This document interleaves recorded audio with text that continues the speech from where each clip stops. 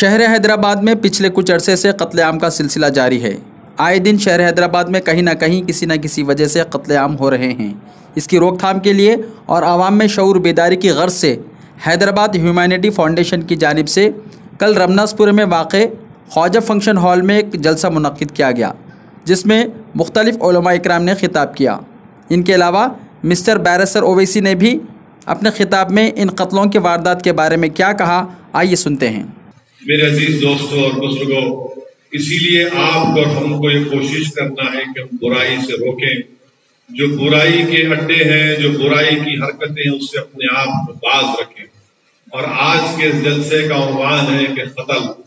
ابھی ہم نے سنا کہ قتل کس لیے ہوتا ہے، جائیداد کے جھگڑے میں قتل ہوتا ہے۔ قتل اس لیے ہوتا ہے کہ کوئی شراب کے نشے میں دھت ہوتا ہے، یا ڈرگس لے کر، یا پھر کوئی حشیش یا گانجا جو بھی ہوتا ہے لے کر اس نشے کی حالت میں وہ کسی کا قتل کر دیتا ہے، یا پھر جو عام قتل کی وجہ ہے کہ ایک شخص کسی ایک خاتون کے عشق میں مبتلا ہو جاتا ہے، زنا کرتا ہے، بلکہ اس میں کہنا بلکہ زنا کرتا ہے، یا پھر وہ خاتون کسی اور غیر مرد سے زنا کرتی ہے تو قتل کا باعث بنتا ہے۔ ابھی ہم نے آپ نے سنا کہ ٹپا چبوترا پولیس اسٹیشن کے لمٹ میں اولاد نے اپنے ایک ضعیف باپ کو راڈ سے مار کر ان کا قتل کر دیا، راڈ سے مار کر ان کا قتل کر دیا۔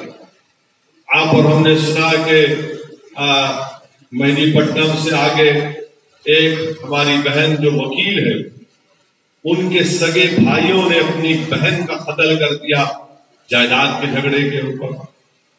یہی مصری گنج میں کالا پتھر پولیس اسٹیشن کے لمٹس میں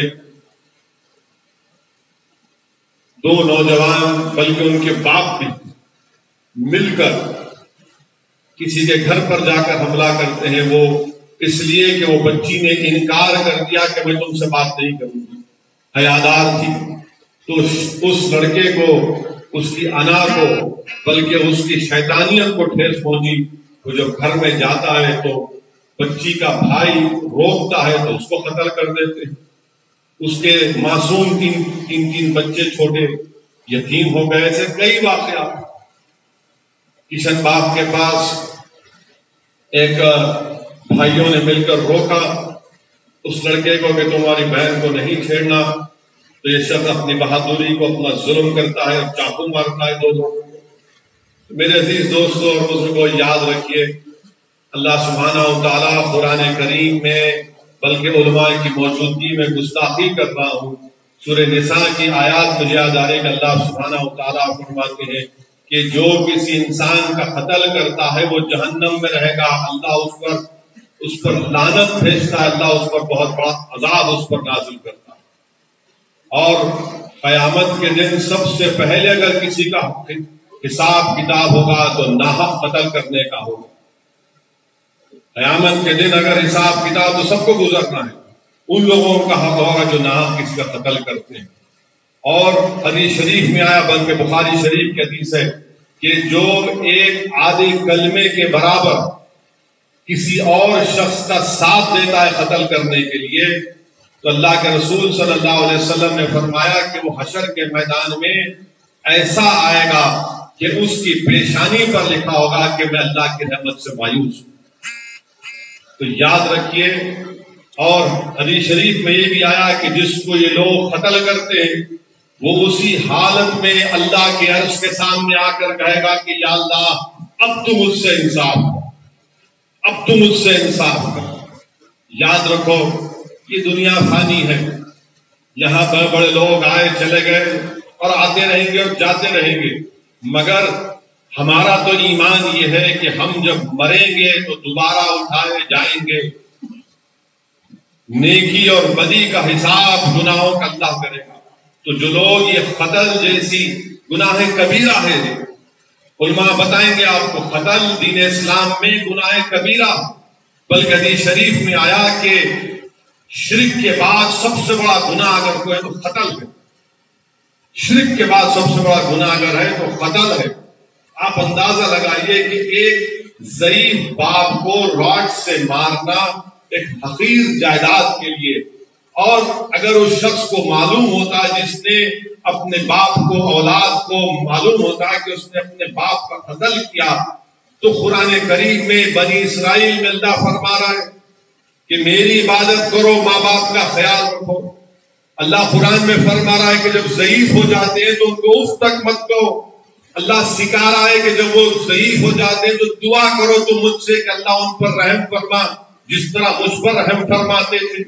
اللہ یہ فرما رہا ہے کہ تم میری اطاعت کرو اور اپنے ماں باپ کی بھی اطاعت کرو، خیال رکھو ان کا۔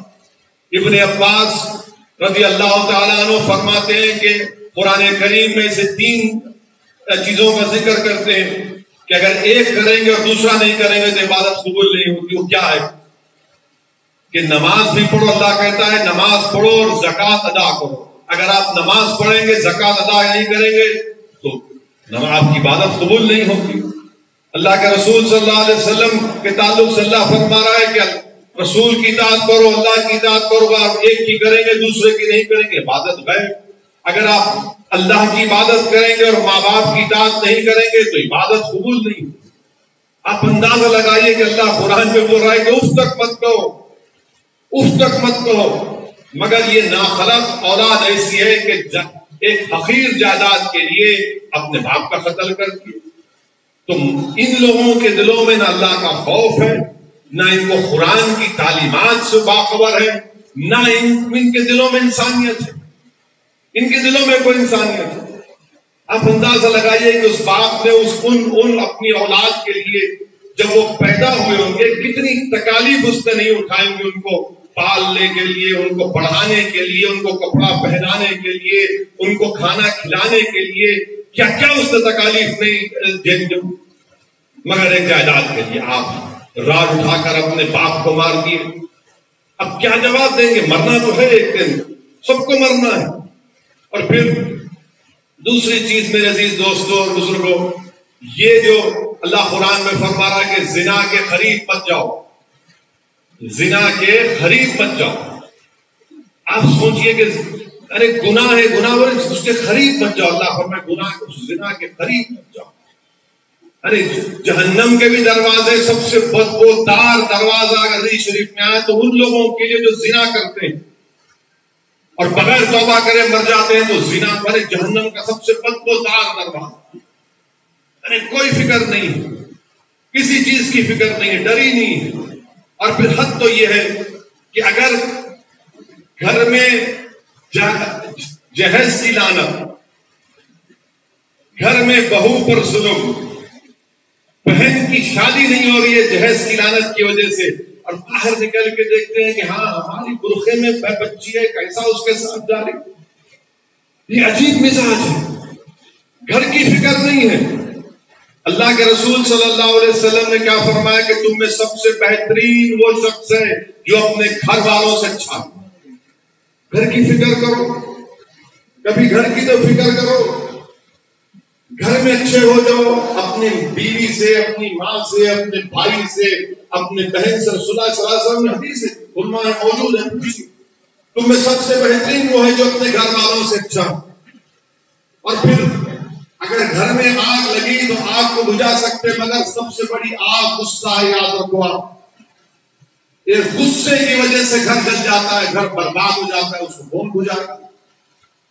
اللہ کے رسول صلی اللہ علیہ وسلم کا ارشاد، بلکہ یہاں پر امام غزالی رحمۃ اللہ علیہ کی کتاب کیمیاء سعادت کا واقعہ یاد آ رہا کہ امام غزالی لکھتے ہیں کہ حضرت ایک شخص تھے، بزرگ تھے، حضرت سلیمان بن بشر، جو حج کو جا رہے تھے، تو راستے میں کسی جگہ پر رکنا، اس زمانے میں لوگ پیدل اونٹ سے جاتے تھے، تو راستے میں آرام فرمایا، اپنے ساتھی کو کہا کہ جاؤ تھوڑا کھانے کا انتظام کرو۔ تو اس شخص کے سامنے ایک حسین محترمہ آ جاتی اور ان سے بڑی دلکش ادا میں ان سے گفتگو کرتی ہے اور ان کو گناہ کے لیے راغب کرنے کی کوشش کرتی ہے۔ حضرت سلیمان جو بزرگ تھے بن بشر، وہ زارو خطار ہونا شروع کر دے، چیخ مار مار کر روتے، اللہ کے خوف سے چیخیں مار مار کر روتے ہیں۔ وہ محترمہ ان کو دیکھ کے کہتی ہے تو پاگل ہے، چلے جاتے۔ اور جب ان کے دوست واپس آتے دیکھتے کہ پورا ان کا جسم، ان کی آنکھ سے آنسو بہ رہے ہیں، بلکہ جو جسم میں کپڑا پہنا کچا ہے ان کے آنسو سے، تو ان سے پوچھتے ہیں ماجرا کیا ہے، تو کہتے ہیں کیسا ہوا تھا، میں اللہ کے خوف سے رونا شروع کر دیا. تو وہ شخص چیخ مار کر کہتا ہے کہ اللہ کا شکر ہے کہ میں اکیلا نہیں تھا، اگر میں رہتا یہاں پر تو میں شاید گناہ مجھ سے سرزد ہو جاتا. مکہ شریف جاتے ہیں، عمرہ کرتے ہیں. امام غزالی لکھتے ہیں کہ مکہ شریف میں عمرہ کرنے کے بعد کسی جگہ پر آرام فرماتے ہیں تو خواب میں آپ حضرت یوسف علیہ السلام کو دیکھتے ہیں. خواب میں آپ حضرت یوسف علیہ السلام کو دیکھتے ہیں. حضرت یوسف علیہ السلام ان سے کہتے ہیں کہ تم نے جو گناہ نہیں کیا، میں تم کو اس کی مبارکباد دینے کو آیا ہوں، میں تم کو اس کی مبارکباد دینے کے لیے آیا ہوں. میرے عزیز دوستوں اور بزرگوں، یاد رکھیے اپنی اولاد کو، اگر یہاں پر کوئی ماں باپ ہیں، اپنی اولاد کو بے حیائی سے دور رکھنا سکھائیے، حیادار بنائیے. رسول اللہ صلی اللہ علیہ وسلم نے کیا فرمایا کہ ایمان حیا ہے اور حیا ایمان. اگر آپ اپنی اولاد کو حیادار نہیں بنائیں گے تو خون کے آنسو آپ روئیں گے. یاد رکھیے اگر آپ اپنے بچوں کو بچپنے سے حیادار اور حیا کی تعلیم نہیں دلائیں گے، علماء کی صحبت میں آپ نہیں بیٹھیں گے، اپنی اولاد کو نہیں بٹھائیں گے، تو پھر یہ جب بڑے ہوں گے آپ کو خون کے آنسو آپ کو روائیں گے. بلکہ بخاری شریف کی حدیث ہے کہ بخاری شریف کی حدیث میں آیا کہ میں نے پہلی قوموں میں 3 لوگ کسی ایک غار میں جا کر آرام کرتے ہیں تو ایک پہاڑ گر جاتا ہے، راستہ بند ہو جاتا ہے. تو تینوں میں سے ہر ایک آدمی کہتا ہے کہ اللہ کو میں اپنی نیکیاں بیان کر کے اللہ کو ہم راضی کریں گے، وسیلہ دیں گے. تو ایک شخص کہتا ہے کہ یا اللہ میرے ماں باپ بوڑھے تھے، میں نے ان کی بہت خدمت کی، تو وہ جو پہاڑ راستہ رکتا ہے پتھر وہ تھوڑا ہٹتا ہے. دوسرا کہتا ہے کہ یا اللہ میں نے امانت میں خیانت نہیں کی، میں نے یتیموں کی امانت میں خیانت نہیں کی، تو اور تھوڑا پتھر ہٹتا ہے. اور تیسرا شخص کہتا ہے کہ اللہ میں زنا کرنا چاہتا تھا، میرا خوف مجھ پر غالب آ گیا، میں نے نہیں کیا، تو پورا پتھر ہٹ جاتا. آج مسلمانوں کی راہوں میں پتھر ہے، پہاڑ ہے. اگر آپ ان پتھر اور پہاڑوں کو ہٹانا چاہتے ہیں تو آپ کو اپنے ماں باپ کی خدمت کرنا ہے، امانت میں خیانت نہیں کرنا، اور زنا سے دور رہنا، زنا سے دور رہنا. اور تیسرا سبب بنتا ہے قتل کا شراب، ڈرگس. کہ شراب پیے بیٹھ کر اس کے بعد جھگڑا کرے اور ان کو مار دیے. اچھا پھر میرے سے آ کر کسی نے پوچھا کہ نہیں صاحب تو آپ اس کی بھی تعریف نہیں کر رہے، انہیں مر گیا. میں نے کہا دیوانے اس کے ہاتھ میں بھی تو ہتھیار تھا، اگر وہ اس کو نہیں مارتا تو میں اس کو مارتا. سیلف ڈیفنس کی بات الگ ہے، مگر جو لوگ جیسا ابھی آپ نے سنا، آپ نے بھی یہاں پر سنا، جو عالم دین امریکہ میں مقیم ہے، جو حیدرآباد میں مولانا مفتی قاسم صدیقی صاحب کے جذبے کا بدلہ. حدیث ہے سرکار دو عالم صلی اللہ علیہ وسلم، بخاری شریف کی حدیث ہے، رسول اللہ صلی اللہ علیہ وسلم نے فرمایا کہ 2 لوگ، 2 مسلمان اگر ایک دوسرے پر تلوار اٹھاتے ہیں اور ایک مر جاتا ہے اور ایک بچ جاتا ہے، تو رسول اللہ صلی اللہ علیہ وسلم فرمایا کہ دونوں جہنمی ہیں. صحابہ نے پوچھا رسول اللہ صلی اللہ علیہ وسلم یہ بات تو صحیح ہے کہ جس نے مارا وہ جہنمی ہے، پھر یہ کیسا؟ بولتے وہ بھی تو اس کو مارنا چاہتا، وہ بھی تو اس کو مارنے کے لیے نکلا تھا. میرے عزیز دوستوں اور بزرگوں، یہ چیزوں پر آپ کو اور ہم کو اس پر نوٹ کرنا ہے. اور شراب کو تو بڑے گناہوں کی جڑ خرابون خبائث سرکار دو عالم صلی اللہ علیہ وسلم فرمایا. قرآن میں اللہ فرمایا کہ قرآن اور جوا تم کو اللہ کی عبادت سے دور کر دیتی ہے. حشر کے میدان میں جو شرابی توبہ کے بغیر مرا تو اس کی زبان باہر رہے گی، بدبو آئے گی اس کے پاس سے، لوگ بولیں گے شرابی تھا. میرے عزیز دوستو، ڈرگس کا بڑا استعمال ہو رہا ہے، گانجے کا استعمال ہو رہا ہے. اب ہم کو ان برائیوں کا خاتمہ ہم کو کرنا اپنے گھر سے. گھر کا ماحول ماشاءاللہ کیسے آپ کو دیکھ لیجیے. میں ہمارے آج سے 2 دن پہلے ایک صاحب سے یہی بات کر رہے تھے اپنے بچے کے بارے میں. میں ان سے پوچھا کہ آپ کے بچے کی عمر کیا؟ بولے 21 سال کا، اس طرح کی حرکتیں کر رہا ہے. لیکن بولتے کیوں نہیں، اس کو سمجھاتے کیوں نہیں آپ؟ وہ کیا بولے مجھے یہ بتائے کہ ارے صاحب اگر میں زیادہ اس پہ دباؤ ڈالوں گا تو گھر چھوڑ کے بھاگ جاتا ہوں. کیسا بھاگتا گھر چھوڑ کے بھائی؟ نہیں صاحب زیادہ میں بولا تو بھاگ جاتا گھر چھوڑ کے. ارے ماں باپ بچے اولاد سے ڈر رہے ہیں. اولاد ڈرنا ماں باپ سے. ہم اپنے والد کے سامنے مرحوم کے سامنے ہماری روح قبض ہو جاتی تھی. زیادہ میں نے زندگی میں اس زمانے میں جو بھی مزاج تھا، جو لوگ ہماری عمر کے ہیں وہ تو اپنے والد کے سامنے نظر جھکا کر بیٹھتے تھے. نظر جھکا کر جو بھی شکایت غصہ کرنا تھا وہ ماں کے پاس جا کر کرتے. مگر آج والد یہ کہہ رہے زیادہ دباؤ ڈالیں گے تو گھر چھوڑ کے بھاگ جاتا. ہم نے بھاگنا تو اس کو بھی غلطی آپ کی ہے. آپ نے بچپنے سے اس کی تربیت نہیں کی. صحیح کہا آپ نے ابھی یہاں پر ایسا رحومی صاحب نے. ایک زمانہ تھا کہ صبح صبح بچے مسجد کو یا مول صاحب کے پاس جا کر ان پہ اخلاقیات کی تعلیم دی جاتی. ایک وقت تھا کہ گھر میں ماں باپ بیٹھ کر اپنی اولاد کو نیکی اور برائی کے بارے میں بتاتے تھے. بحث ہوتی تھی اس کے اوپر. قرآن کی تعلیمات کے اوپر باتیں ہوتی تھی. حدیث کے بارے میں بات ہوتی. اب کچھ نہیں ہے. اب ماحول گھر میں کیا ہے؟ باپ کے ہاتھ میں سیل فون ہے، انہوں فیس بک پر، اماں ٹی وی میں ہے، بچے ویڈیو گیم میں ہیں. حقیقت ہے یہ. ہر گھر کا ماحول یہ ہے. جب سے یہ وائی فائی آیا انہوں ایک طرف کھانا کھاتے وقت بھی سیل فون. ہم سمجھ سکتے ہیں ہم سیاستدان ہیں، سیل فون سامنے رہتا، کوئی فون کرے اٹھانا ضروری، مگر ماحول ایسا ہے کہ بس لگے ہوئے ہیں سیل فون پر.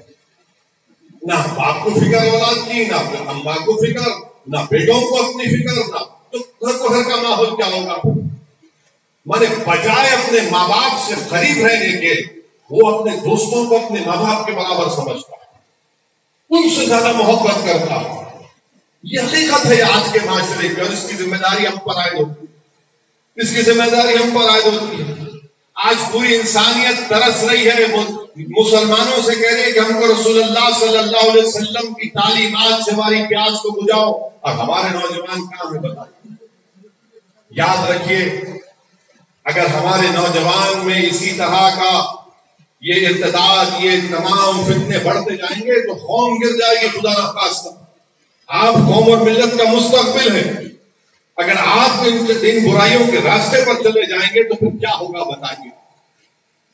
اگر ہم کو اپنی غربت کی شکایت بھی ہے مگر شراب خانے بھی آباد، پیسے نہیں ہے مگر شباب کے پورے سینٹر پر ہم موجود. آٹو ہے بیچارہ کسی کو دیتا ہے کہ بھائی کما کے دے تو شراب پی کر آٹو پکڑ جاتا ہے، اور دوسرے دن دارالسلام کو آ کر خود نہیں آتا، دور کھڑے ہو کے اپنی بیوی کو جاتا جا کے تم بول کے آؤ. ارے کیا ہے بتائیے، آپ کیا شراب پیتے؟ نام آپ کا کیا ہے؟ عبد الرحمان آپ کا نام ہے اور آپ شراب آٹو چلا رہے، شراب پکڑا جا رہا ہے آپ کا. آپ ظلم کر رہے ہیں اپنے گھر میں، بہو بھائی جہیز لے کے نہیں آئے، پیٹتے ہیں اس کو. پھر آپ کو شکایت ہے کہ بھائی میری بچی کی شادی بھی نہیں ہو رہی. یاد رکھیے یہ برائیوں کا خاتمہ، یہ گناہوں کا خاتمہ، یہ معاشرے سے یہ خط و غارت گیری کو اگر ہم کو اور آپ کو مل کر ختم کرنا ہے تو اس کا ایک ہی طریقہ ہے کہ دین سیکھیے، اسلام کو سمجھیے.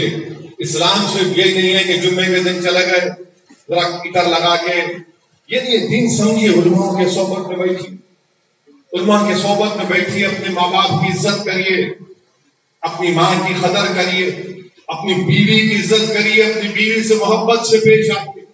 کیوں مارتے بھائی بیوی کو اپنے آپ؟ کس نے اختیار کیا مارنے کو آپ کو؟ علماء ہے، پوچھیے آپ. میں بھی رک جاتا ہوں. آپ یہ علماء آپ کو بولیں گے کیا بیوی کا کام کھانا پکانا ہے؟ بولیے آپ کیا بیوی کا کام کھانا پکانا ہے شریعت میں؟ پوچھو ہم سے. نہیں تم نہیں پکائے، ہم سنتے ہیں. آپ پوچھو میں جانے کے بعد جو فتوا دو آپ جا کے جامع نظامیہ سے فتوا دو کہ بیوی کا کام کھانا پکانا، پکانے کا تو پکانے والی کو رکھ لے نامیہ. رسول اللہ صلی اللہ علیہ وسلم خود اپنا کپڑا سیتے تھے، خود اپنا کام کرتے تھے. رسول اللہ صلی اللہ علیہ وسلم اشرف الانبیاء رحمت اللہ علیہ. ابھی لوگ کئی جگہ رہتے کھانا اچھا نہیں پکا، تیرا کام اس کا کام نہیں ہے بابا، تم پکاؤ. یار پکانے والی کا رکھو، یا جو پکائے الحمدللہ. نہیں میری اماں کی خدمت نہیں کری. ارے انہیں تمہاری بیوی ہے نوکرانی ہے, اس میں مارتے اس کو. وہ ماحول برباد اور پوری شرمندگی ہم کو ہوتی ہے. اور پھر یہ میڈیا کو مل جاتا ہے انہوں ایسا کرے, جبکہ برائی سب میں.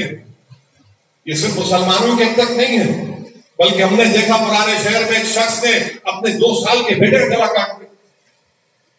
2 سال کے بیٹے گلا کاٹ دیا. تو شراب, یہ تمام چیزوں کے ڈرگز سے اپنے آپ کو بچائیے, اپنے اولاد کو بچائیے, اور دین کو سمجھیے, اور ہمیشہ اس بات کا خوف اپنے دل میں پیدا کریے کہ اللہ دیکھ رہا ہے, ایک دن اس کا حساب کتاب دینا ہے. آج اگر کوئی طاقتور ہے تو کوئی یہ نہیں سمجھ سکتا کہ میں سب سے بڑا طاقتور تو اللہ, سب کو حساب دینا ہے. ہم قتل کرتے جائیں گے, باپ ضعیف ہے, راڈ لے کے مار دیے, بہن ہے جائیداد میں حصہ نہیں, بہن کو مار دیے. نہیں ہماری پورے, میں اس سے بات کرتا تھا, میرے سے نہیں بات کر رہی, میں جا کے اس کے بھائیوں کو چاقو سے مار دوں. قانون آپ اپنے ہاتھ میں نہیں لے سکتے, یاد رکھیے, علماء ہیں, پوچھ لیجیے آپ قانون کو اپنے ہاتھ میں لے نہیں سکتے. آپ قانون کے ہاتھ, آپ کونوں دے قانون, پولیس ہے, عدالت ہے, ورنہ تو انارکی ہو جائیں گی پورے ہر جگہ پر. اگر آپ خود بولیں گے میرا اختیار, میں جو چاہے نہیں کر سکتے, آپ جو چاہے آپ کا اختیار نہیں ہے. قانون اگر ہے تو قانون کا امپلیمنٹیشن ہوگا. اور ہم تو پوری کوشش کرتے کہ یہ تمام جو اس طرح کی حرکتیں کرتے, میں کئی بار پولیس کو سختی سے بولا ہوں, آج بھی بولا اور بولتا رہوں گا. مجلس ان ظالموں کا ساتھ نہیں دیا, دیں گے انشاءاللہ, نہ آپ لوگ دینا, بلکہ میں آپ تمام سے علماؤں کی موجودگی میں گزارش کروں گا کہ ماہ ربیع الاول میں جو میلاد النبی کے انشاءاللہ جلسے ہوں گے, سیرت النبی کے جلسے ہوں گے, اس میں ہم کو ذکر کرنا ہے ان چیزوں کا, یہ قتل کا بولنا ہے کھل کے کہ آپ اس سے دور رہیے.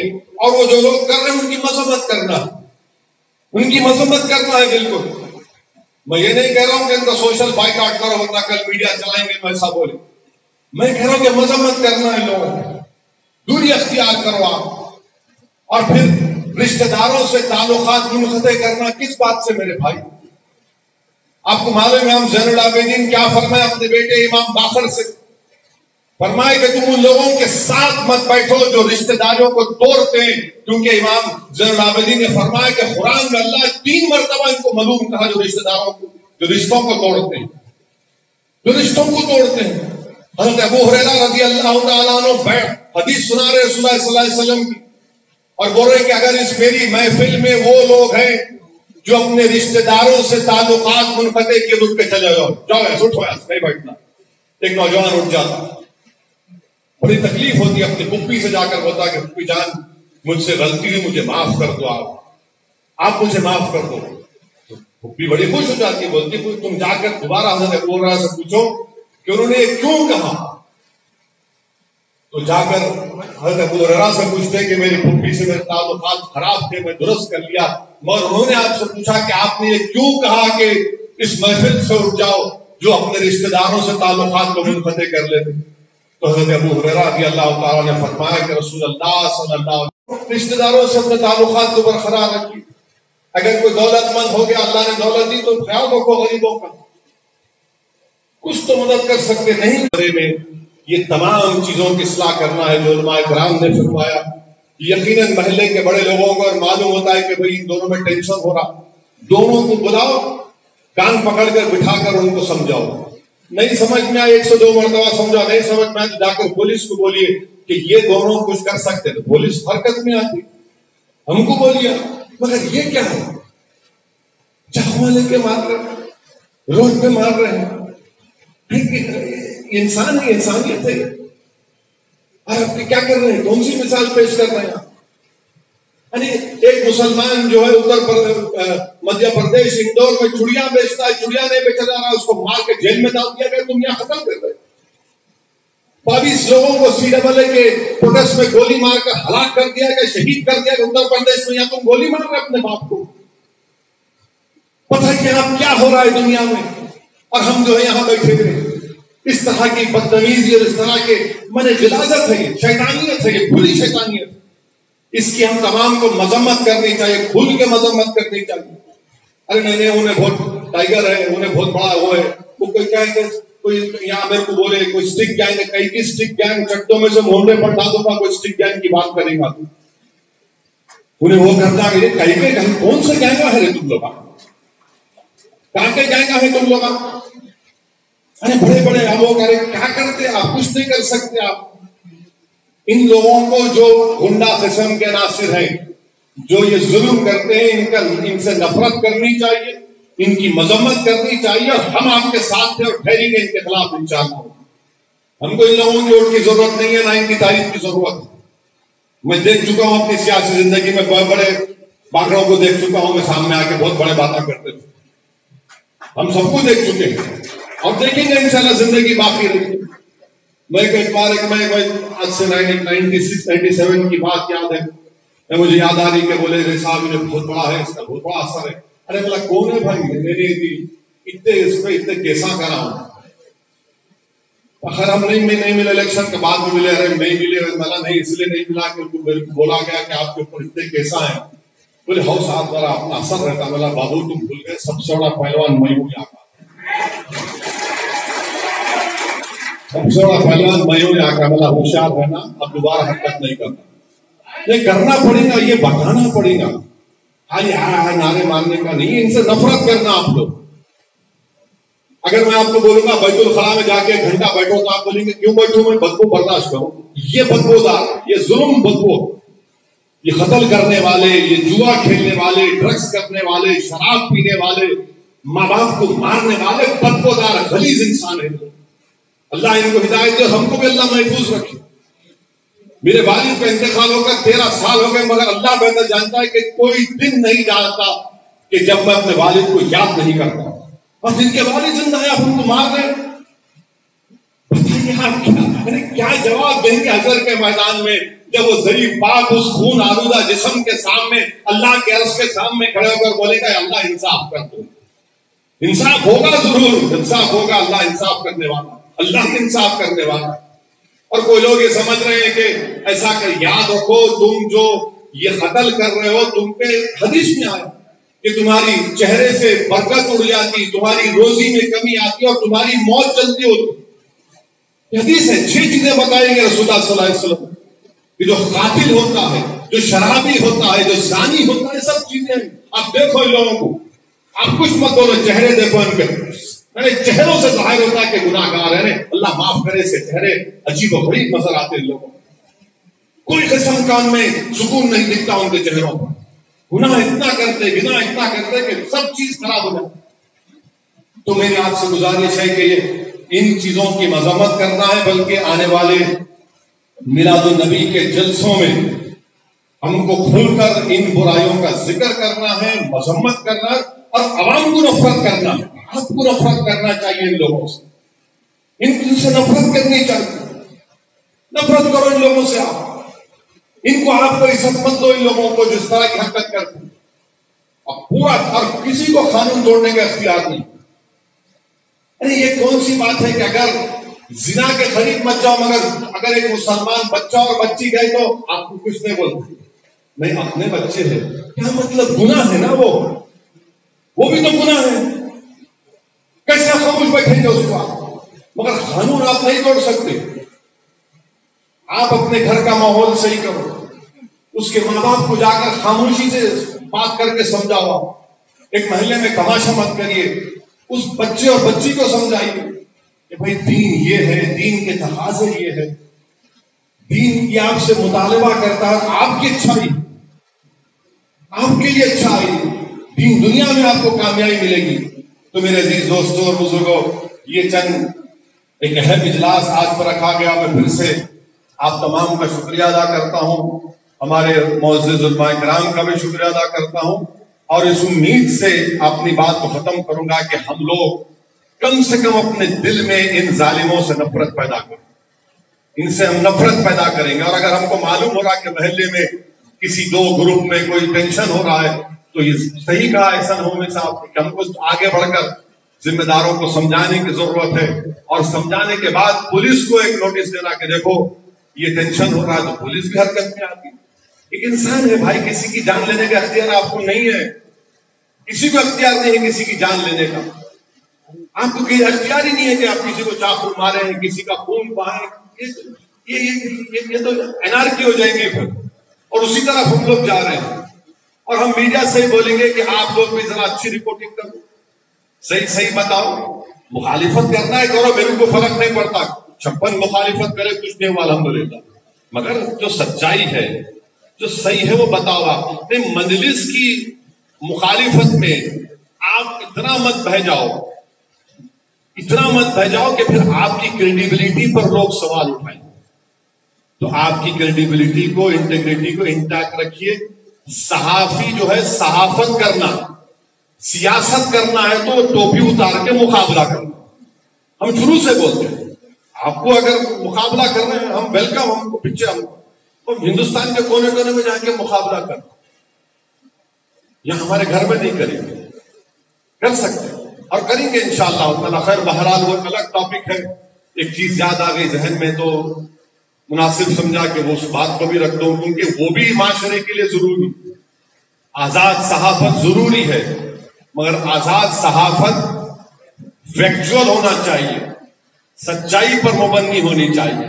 تو میرے عزیز دوستوں اور بزرگوں، میری آپ تمام سے گزارش ہے کہ دین کی طرف لوٹیے، دین سے وابستہ رہیے، اپنے گھر کے ماحول کو اچھا رکھیے، علماؤں کے پیروں کے پاس بیٹھ کر دین سیکھنا ہے۔